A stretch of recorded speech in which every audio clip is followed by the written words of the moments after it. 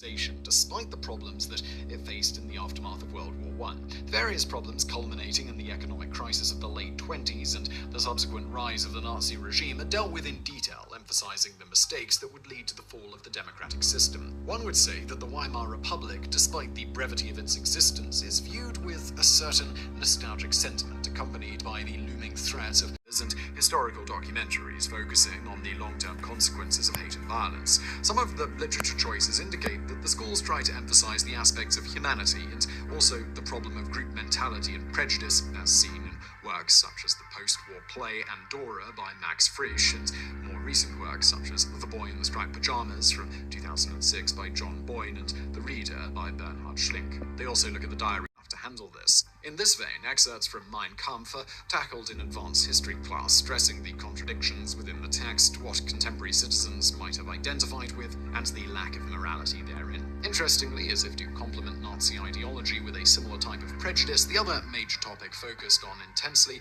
is that of slavery, race in Africa, or the supply problems on the Eastern Front are not vital to the analysis of the atrocities of the Nazi regime. Another more practical aspect is that already much time has been allocated to the subject of war anyway, so they cut down on the actual battles. Of course, one downside of de-emphasizing this is many German students are never really made aware of many specific military events and conquests, since most emphasis in school.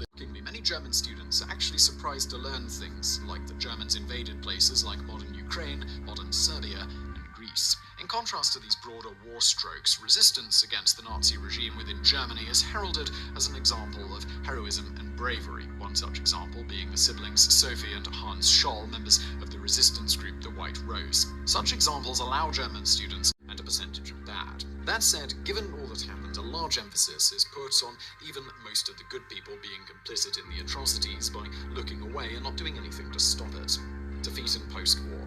The major destructions in Germany and the high cost of human lives during the war is not attributed to the Allies, but rather to the Nazi regime itself, which is being viewed as the perpetrator in starting an unnecessary war in the first place, to an internal catharsis among Germans concerning Nazism. Reflecting all of this in popular German cinema, German war films, especially in the last few decades, tend to deal with the subject with honesty, showing the gradual shift to madness caused by hollow mask illusions, often war movie. And if you're up for that, you might enjoy work such as the Generation War miniseries. There's also the movie The Fall, perhaps mostly known thanks to the most meme-ified Hitler scene ever. Of course, one major issue of all this in the way it's taught in schools and extreme emphasis placed on this period of history is the subject of imposed collective responsibility on modern Germans, even if just implied or felt, rather than ever explicitly stated. At first glance, it is good to study these events in great detail to make sure they don't happen again. However, an issue for Germans, of course, is the sense of collective responsibility, despite no student today, or their parents, or even potentially their grandparents, having anything to do with any of that. How much weight does the idea of original sin have? How is a person born in the 2000s responsible for the Nazi atrocities? It is still heavily frowned upon to display the modern-day German flag, despite officially and explicitly not being a Nazi symbol. On a similar note, a nationalistic display such as pledging allegiance to the flag during class every morning would have the worst possible connotations in Germany, despite being common in places like the United States. Furthermore, there is a high percentage of population with immigrant heritage. Just look at the German national